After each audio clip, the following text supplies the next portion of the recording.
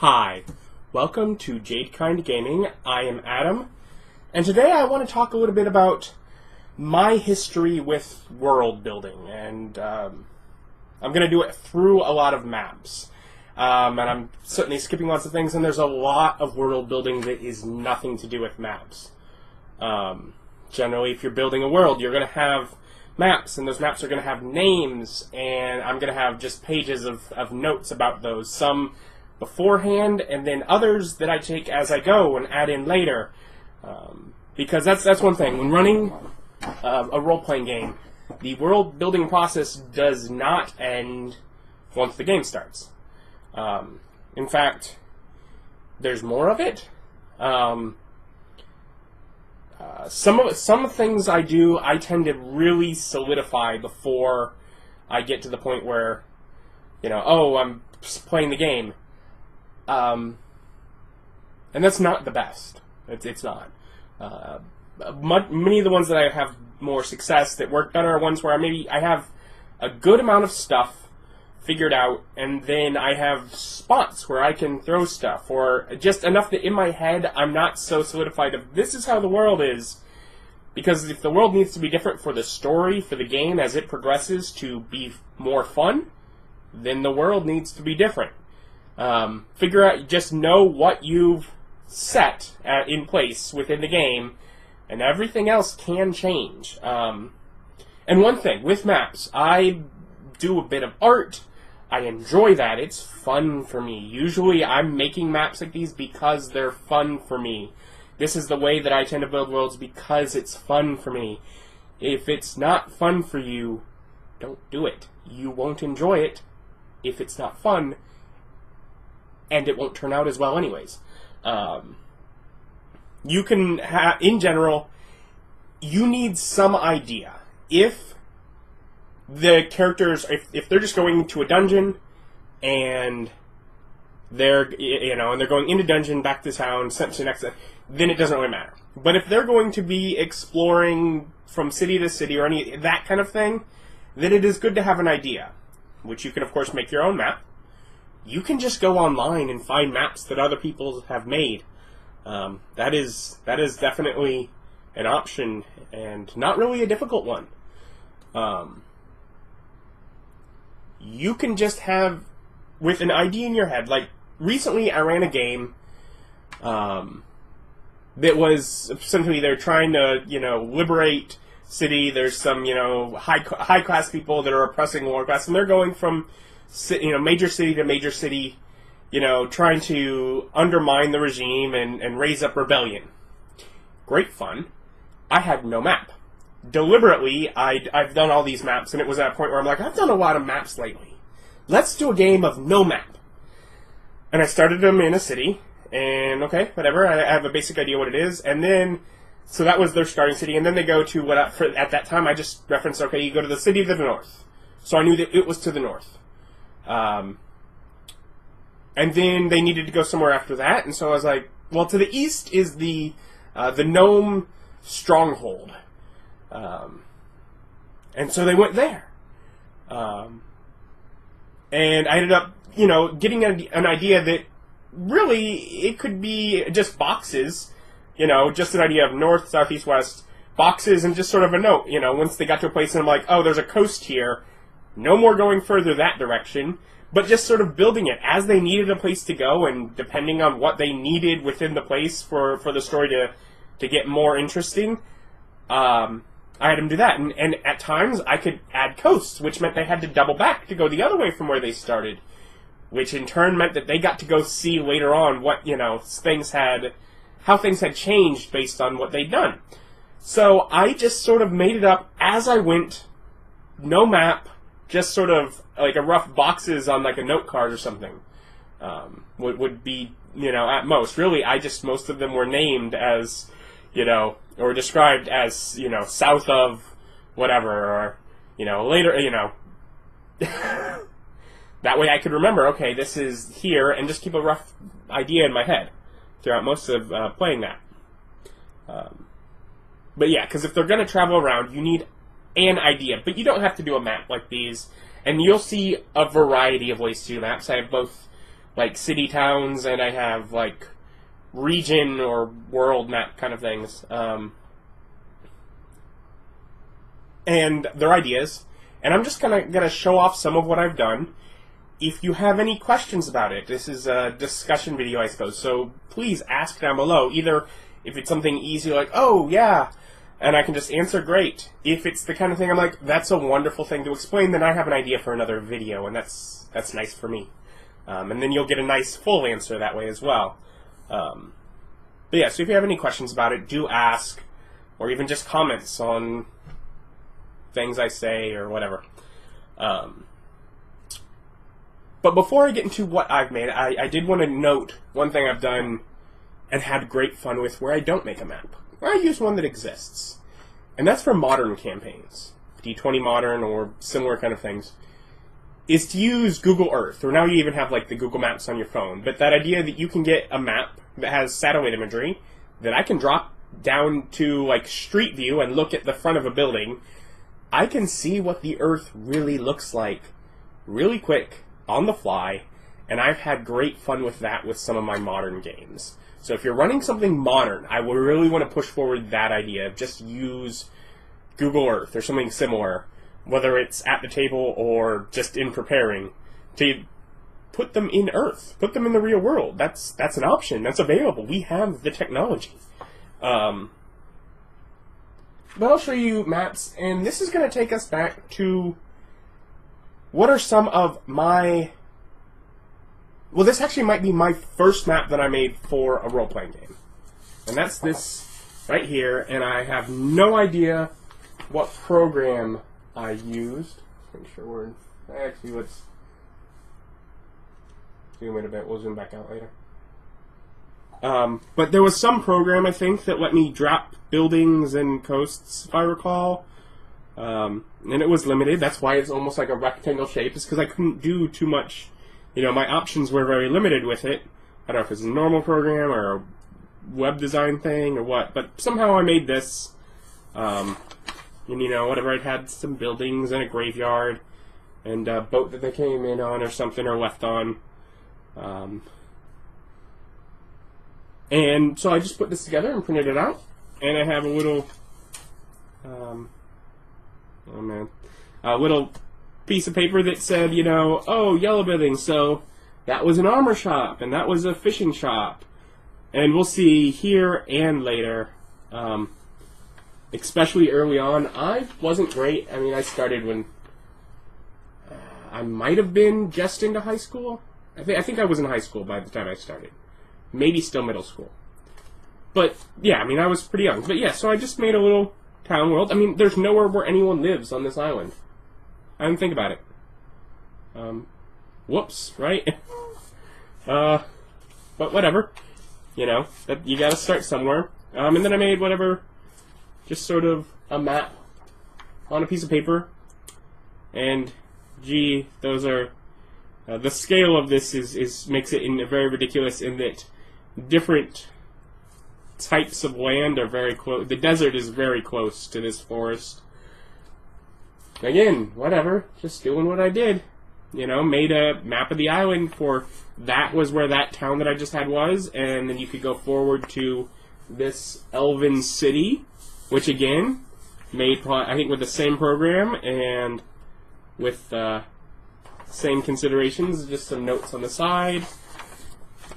Went further down in the swamp where I had a catfolk city, and again I had tree houses there, so there were like trees with buildings, and then up top in the tree I could, you know, put it on top, and it was, oh, that's the upper floors. You went up and there's different shops up above, and then you got into this snowy mountain of ice. That was the name of this mountain. And I had the mountain city, again. No homes, but there were shops and some really weird shapes and whatever. You know, it worked. Friends had fun. And so those were some early things that I did as a kid. And then, whatever, moved on. Maybe, I think, the same game. And this was at the point where we weren't allowed to play D&D. We were kids. It was bad. Me and I think 2 other friends of mine had parents that had that, had been taught that. But we were exposed enough to things from it, and we were making our own role-playing games. And so I had this island that had, cities that were, divided strictly by race. There was the Drow city, and the Dwarf city, and the Lightning Elemental city. Anyways, I did a map for the Drow city. I don't think I used very much at all, but I had this overview map. It was this egg shape with a bit of water that came into it, so it could have a port, even though it was kind of far inland. But there was this fortunate bit of water that, whatever, doesn't make a lot of sense to me looking back. But then I divided it out. That was going to be the market. I never made that. It keeps going up. Enough that I had sheets for each of the districts. It was strictly divided into district. And you get some funny things when I see that I did that. For example, we have the Battle Axe shop next to the Great Axe shop because I had a whole bunch of buildings and didn't know what to do with them. But you know what? It worked because players didn't see a whole lot of the map. I just kind of used it as my own reference.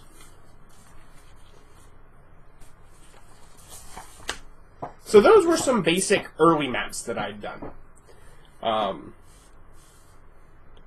They are primitive and a bit silly. But they were either with just tools that I was able to find online, 13 or 14 years ago, or just in spare time drawing shapes on bits of notebook paper and making decisions. And the decisions aren't always great. But when you're playing, that usually doesn't matter. It works. Once you're playing, it works a lot better than, I look at it now and I'm like, why did I do that? Why does this shop only sell longbows? Why does there have to be a separate shop for short bows? That seems really odd to me. Whatever. You don't need to do that. But it didn't matter that I did. Because it's just the kind of thing, once you're playing and you're having fun, it's sort of a guideline. It really depends. If I'm going to sit there and tell the player as he's looking around for his bow and he's talking to his shopkeeper, and so he's having a conversation with the shopkeeper, and I don't have enough for a long bow. I need a short bow, and the shopkeeper says, oh, well, good riddance. Then it really can build things out. But if you're just willing to flow with it in the middle of the moment, regardless of what your notes say, it can work. A bit after that, I did another map.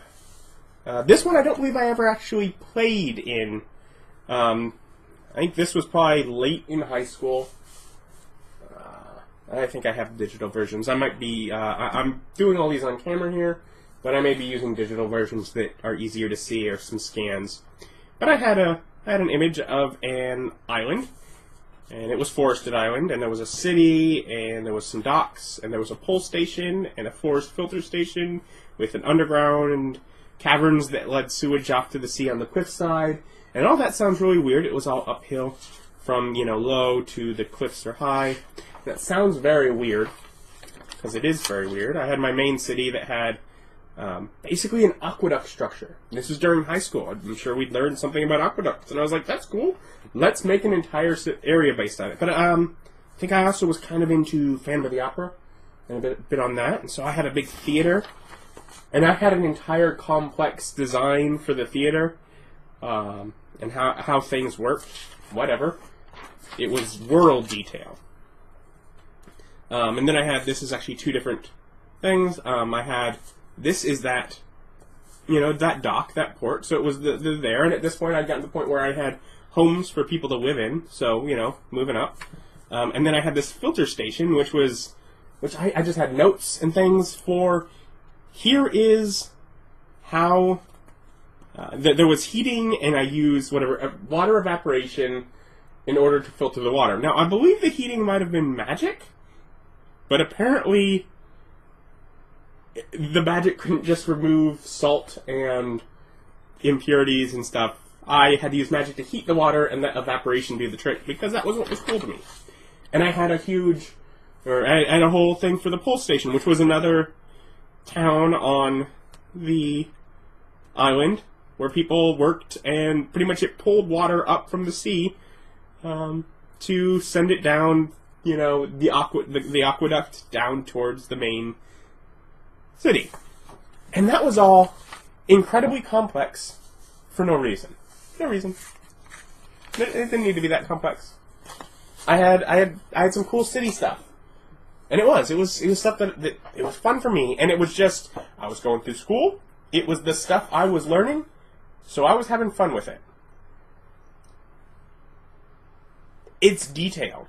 The complexity of that theater is detail that isn't really needed, but again, it's the kind of thing that can flesh, it's little bits in the world that can be, if it comes up, great. If you try to force it to come up, you can mess up the game. You can make things not fun.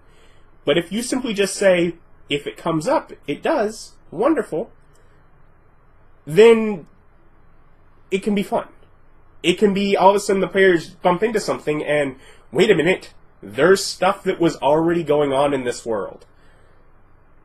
Let's see, what do I want to do now? I'm going to do this. To keep things semi-chronological.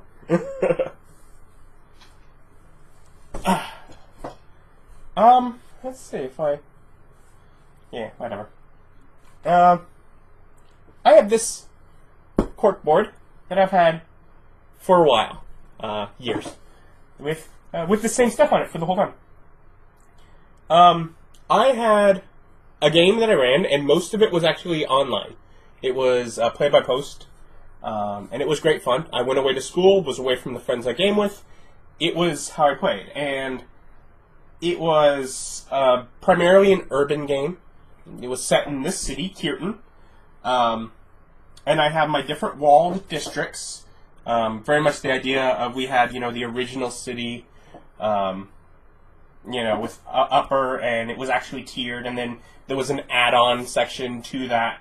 And on this map, it's divided into regions, and I have a duplicate of the map over here, where each region is given a letter. It's like upper, middle, lower, and I do not remember what I stands for. Whatever. Oh, I know it's outside.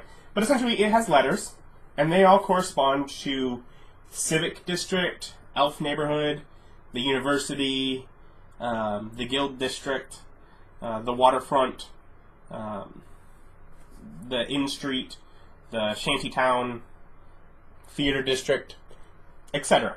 So each of these neighborhoods, as it were, was something different, and it had stuff, attributed to it. I made this one here. I actually did all the buildings, drawn out, and the thought originally was, I'll do that for all of them. But I didn't need to. I have text notes. I have a lot of text notes. As I ran that game, I just added more and more notes. Huge amounts of notes on each region, and a lot of them I could add a pretty good idea of what it looks like inside that region, just by going through the notes. Like, I know that, the buildings that go along this wall are there, and I know that there's, some tunnels back behind some of them, and I know, the warehouses are here, and the Magic District, and the fact that they've been barred from using any of the upper class people have sewers, and the Magic District has had access to those denied because of things that they would pour down the drain. Just things like that, just bits of, and that's years since I ran in this, and just little things that stick in your head, and I have lots of notes with it. I didn't need to draw out all the individual buildings. The fact that I had the different districts really helped. And I think even the fact that I had one area that kind of gave me an idea for how the city might be laid out. Because I knew, the main road that ran down and split, and that kind of thing.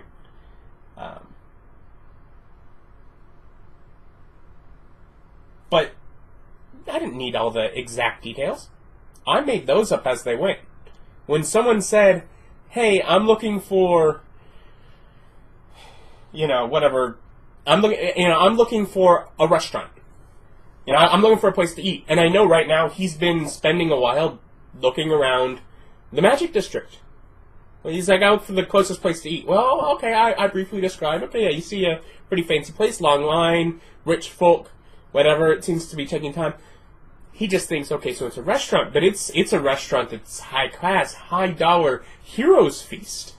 The spell, it's like you're in the Magic District and you're looking for food. I add that bit of information. I didn't know that there was going to be that kind of restaurant there planning it, but when that's where he is and he decides, I'm looking for a restaurant, I just add it, and I put it in my paper notes. I don't have to come in and draw exactly. I have an idea of the area that it is. That's enough. And for this same game, I had another map. Because that was the city. But they didn't stay in the city necessarily. One of the players spent most of the time not in the city, but way across in an arcane college.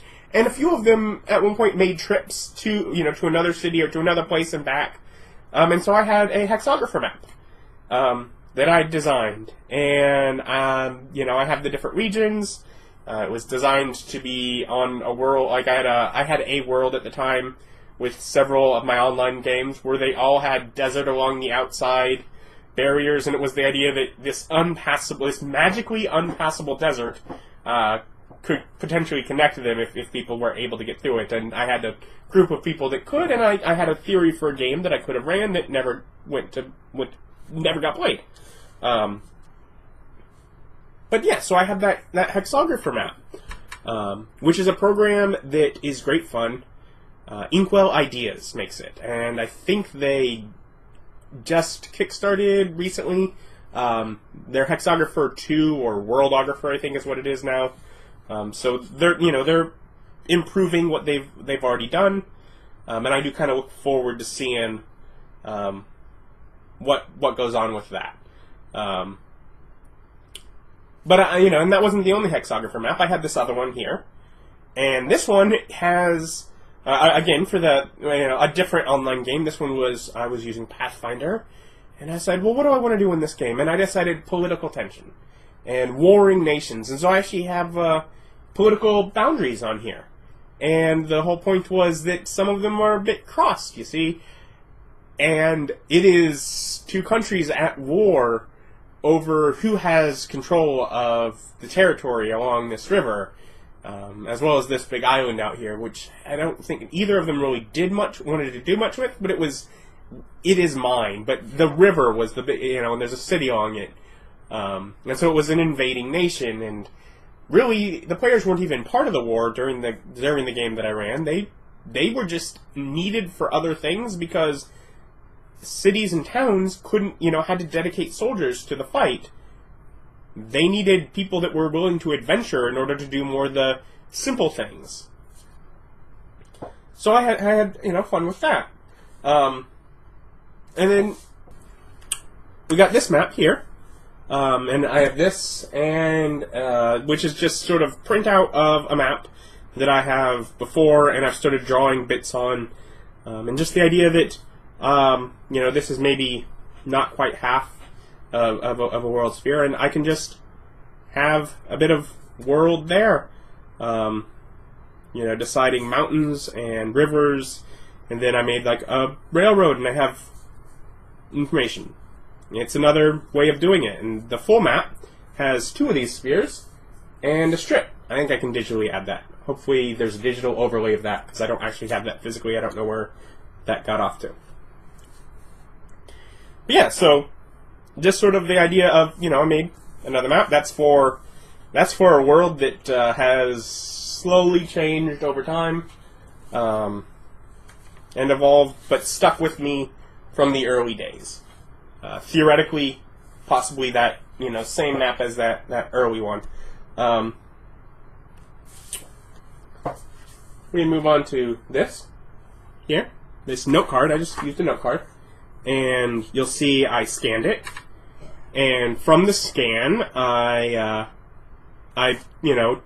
adjusting contrast, got it to solid lines, and I actually broke the image in two, and I bent one part because I wanted it to have a bit more of a bend, so I was able to bend that, and I went through and I added a mountain ridge and gave myself a scale, and I just worked on the computer until I made this lovely map that I'm thinking I may be using and basing I might do some sort of supplement of here's an island and culture and stuff that you can, or whatever, maybe have a small dungeon, some cities or towns or something.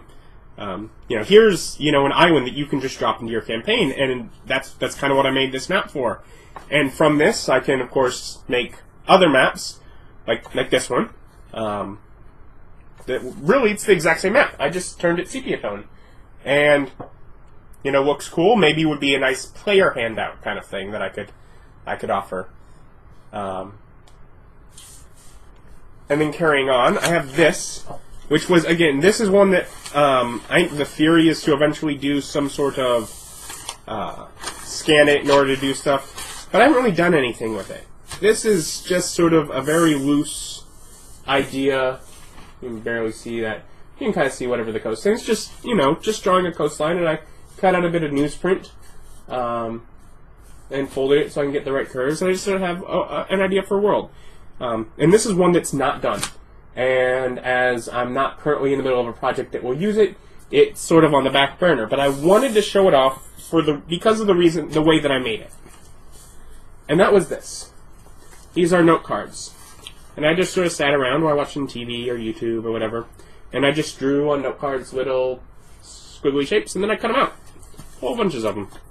Just weird shapes, some bigger, some smaller. Some of them are offcuts of one that I then cut again in order to make more shapes that are smaller. I feel like I learned... This might be from another YouTube channel. If so, and you know which one, please let me know. I'd love to add them down below. But I might have adapted it beyond what they'd done a bit more. But anyways, all of these shapes on here... I'm not sure if I'm going to find one that actually is where it's from. But each one... Oh, there's one. Right? No. Yeah. Yes. Each one was I just sort of pushed them around until I got an interesting shape, and take them together in place and traced around them until I got coastlines. So that was a way that I sort of almost semi-randomly generated what these coastlines were in order to come up with the shape for the world. Just sort of doing that. And yeah, that seems very creative. I'm like, I feel like, did I come up with that? But I mean, that was a world that I did a couple years back and never really, I think maybe something like that, I never really did much with. I didn't need to. I didn't have anything going on. It was sort of I was in between building worlds, and I just had some time, so I started doing that, and I think that was the one I stopped a while back. And maybe it's been less than a year, I don't know. But yeah, I did a 3D app, which I've actually shown. I actually have a video of this on my channel. This 3D map was for a campaign. I actually ran the campaign on the channel. Heck, I have a little book that uses this as the art because it goes over that world that campaign was in. I have like a pay what you want PDF on RPG Now. But this was, I made the world for this game was going to be small and enclosed. And so I made a really cool map. 3D with cardboard layered up and paper towel and painted and all that. So I made that cool world. And that, I mean, that was something that I didn't need to do that, but it was impressive to the players, and it was fun at the table to be able to point, we go here, and I take this path, or I ignore those paths altogether, depending on who the player was. I just remembered one I forgot. It's because it's under the table. This was a while back. And this one has not aged well at all. Because it's like a beach ball.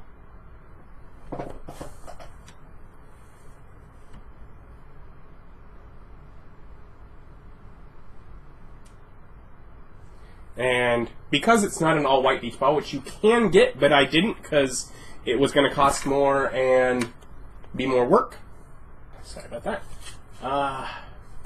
Anyways, it's a beach ball. I used white, sort of thick tape to cover the colored areas and the areas with text.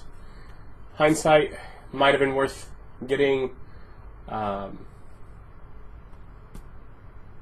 all-white one. Because that would work better for deflating it again, because all these wrinkles and everything only happen because it was deflated, reflated, etc. It's been at the top of my closet, deflated for quite a while, and they're much worse than they were even during gaming, like these ridges. But you can see mountains and plains, and things are just named. I have an island chain down here, old forest. Again, I had blank space in case I wanted to add to the world if they went out, but I had enough of the world that I designed, and I'd done it mostly on paper originally, and then transferred it over. But that is like a globe, and just having a globe was interesting. It was fun. The kind of thing that the players can look at and say, "Wow, really?" And I like to do this. So that's sort of just an idea. You can get to do a globe, something as easy as a beach ball, which online you can find all white ones, so you won't have to do what I did, where I cut out strips of white tape. Then we have this map, which might look familiar to some of you. This map was one that I did, and I used for the first game, campaign that I put on my channel here. This was for that Mission of Good campaign. This is the map for that, and that took place pretty much up in this top area in Kadiorn. I had little symbols, I had little things for swamps, and the water and the rivers and stuff was blue, and whatever. I had mountains and forests. I actually ran a whole other campaign down in this area here, probably up to about here, rather, and down to including bad guy areas and stuff. So I ran one campaign, and it was one that I was running about the same time as I was running the one that ended up on that I filmed for YouTube. But this is just a big roll of brown construction paper and some Sharpies, fine point Sharpies for details, and then coasts were just normal thickness Sharpies, and it worked. And it was cool, and it's an impressive scale of a map. You can use the scale to be impressive, and it worked as a great, almost that idea that it was rolled out and it was an in-game, like they had a map of the region. And then likewise, I've actually done one for I've on the YouTube channel. I think I'm still wrapping up the Star Wars game when this is out, but I've actually just started the next campaign, and so I have this world.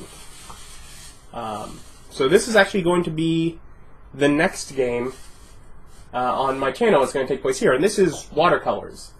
And I used I used ink to get some cool detail in the coasts, like ink pens, and I used watercolors. And I was learning. I hadn't used watercolors since the basic things I'd done as a kid. I was learning them as I made this. And some cool things I found were for the mountains, if I leave it really wet with the brown and then take a little bit of the white paint, I could just dab it at the top and it kind of flows down, making the snow-capped mountains, which was cool. Just figure out that I could do that, and other things, playing with as I went. And I have some weird areas, because this map actually is designed with tracing paper add-ons.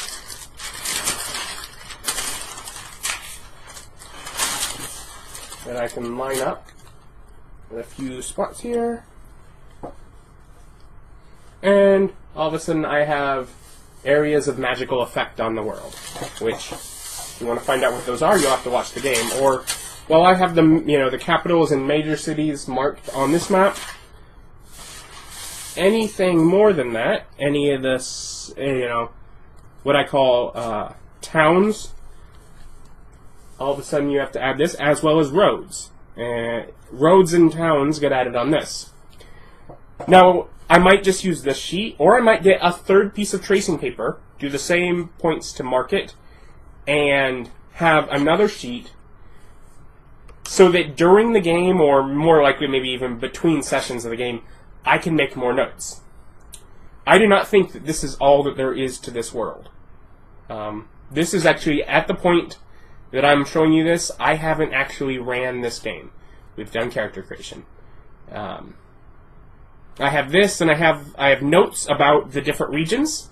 The cities and towns near where they have notes, and then each major region, as well as a variety of organizations that are active in this part of this world, I have notes on. And by notes, most of them are 2 to 3 sentences for a region, and then again, the areas with more detail where they're immediately going to be, I have, again, another 2 to 3 sentences on top for each specific, city or town. Now, this is a huge scale map. The scale is pretty big. And these are cities and towns. My assumption is that there are many villages scattered around in between them. And I just don't have them on there. I don't know if they're going to visit them or not. But if need be, the idea going in is they're there if I need them. If there needs to be more stuff added to the map, I can add it. And sometimes when you make a cool artistic map, even though there's so many things I don't like about how it turned out, there are some that I do. Having something like this, or many other ways to do it, even just a bit of scratch paper on the side is usually how, but just the ability to add on to the map as you go is greatly beneficial, because then the world expands based on what the needs of the game are. I guess that's probably the biggest thing to say as far as using any sort of map. Even if you're just pulling the map online, don't stick to just because, well, it only says there's cities here and here. Add another one. Be adjustable. More so if it's something like that. You didn't even put your time into making it. You just found it. Add what you need. Make it the world that you need to make the game most fun. And so that's a selection of the maps that I've done. Some of the ones I'm more proud of, as well as some older ones that are, well, I mean, they were more of where I started. Because I've been, it is a part of the game that I have enjoyed for a long time. And I've done some fantasy world building videos on the channel, where I did, I made like a tavern or a ship, I think, or a cave system. And those are great places to start. If you're starting a game, you don't have to do a world. Even if you want to do maps, you can just do, here's a small building and maybe an outline of a town, and start the game, and work your way out. That works great.